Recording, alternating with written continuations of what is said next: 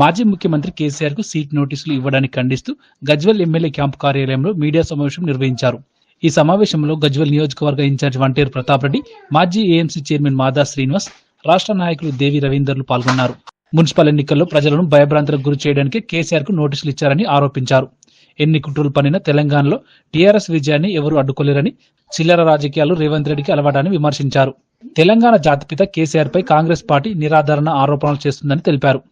రాష్ట్ర ప్రభుత్వం ఒక సిట్ వేసి కేసీఆర్ గారికి నోటీసులు ఇవ్వడాన్ని, కేసీఆర్ గారి కుటుంబాన్ని హరీష్ రావు గారు, కేటీఆర్ గారికి, సంతోష్ రావు గారికి నోటీసులు ఇచ్చి ప్రజలలో అప్రతిష్ట పాలు చేయాలన్నటువంటి ఆలోచన దుర్మార్గంగా ఈ ప్రభుత్వం ఆలోచిస్తుంది.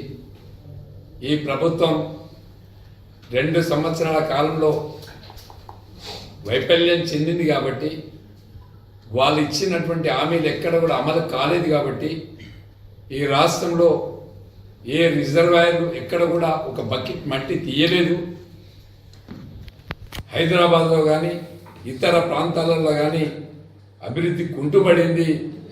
రాష్ట్ర ప్రజలు ప్రభుత్వం మీద వ్యతిరేకంగా ఉన్నారు. ప్రజల యొక్క ఆలోచన విధానాల్ని మార్చడానికి మున్సిపాలిటీ ఎలక్షన్ పెట్టి, ఈ ఎలక్షన్ల ముందు కేసీఆర్ గారికి సిట్ నోటీస్ ఇచ్చి రాష్ట్ర ప్రజల యొక్క ఆలోచన విధానం కాంగ్రెస్ పార్టీ ప్రభుత్వం చేస్తాను.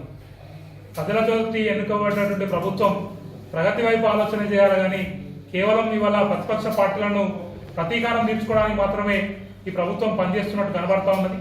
గతంలో కేసీఆర్ అంటే కాలువలు, చెరువులు, రిజర్వాయర్లతోటి తెలంగాణలో పసిడి పంటలు పండించేటువంటి ఇవాళ ప్రభుత్వాన్ని కేసీఆర్ గారు నడిపితే ఇవాళ కేవలం కేసులు, సూట్ కేసులు మోగడానికి లేదా పచ్చని తెలంగాణలో ఇవాళ ప్రతీకార చర్యలను చేపట్టడానికి మాత్రమే ఈ కాంగ్రెస్ పార్టీ ప్రభుత్వం పనిచేస్తా ఉన్నది. ఈ కాంగ్రెస్ పార్టీ ప్రభుత్వం గత 15 రోజులుగా నడుస్తున్నటువంటి సిట్టు డ్రామా అంతా కూడా కేవలం మున్సిపల్ ఎన్నికల కోసం మాత్రమే అనేది ఇవాళ కేసీఆర్ గారు నోటీస్ ఇవ్వడం ద్వారా తేలిపోయింది. తప్పకుండా ప్రజల యొక్క దృష్టిని, అంటే ఎన్నికల్లో పోయి వాళ్ళ ప్రగతి విషయాలని కానీ ప్రభుత్వం ఏం చేసిందో చెప్పుకోవడానికి వాళ్ళ దగ్గర సమాధానం లేకపోవడం వల్ల వాళ్ళ కేవలం ప్రజల యొక్క అటెన్షన్ ను డైవర్ట్ చేయడానికి కేసీఆర్ గారికి నోటీసులు ఇవ్వడం ద్వారా చర్చంతా కేసీఆర్ గారి చుట్టూ, కేసీఆర్ గారి నోటీసుల చుట్టూ తిప్పాలంటూ ఉద్దేశంతో ఇవాళ ఈ మున్సిపల్ ఎన్నికల్లో లబ్ధి పొందే కార్యక్రమంలో భాగంగా ఈ చీమున్నదా ఏది తెలిసినటువంటి పరిస్థితి లేదు.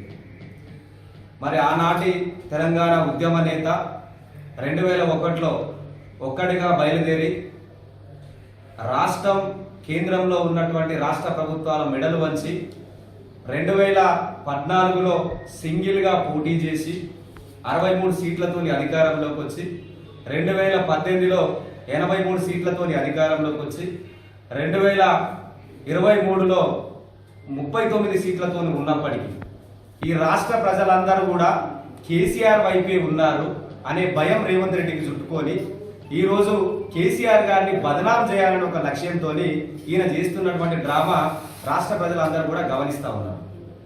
కేటీఆర్ గారికి, హరీష్ రావు గారికి, సంతోష్ రావు గారికి ఈరోజు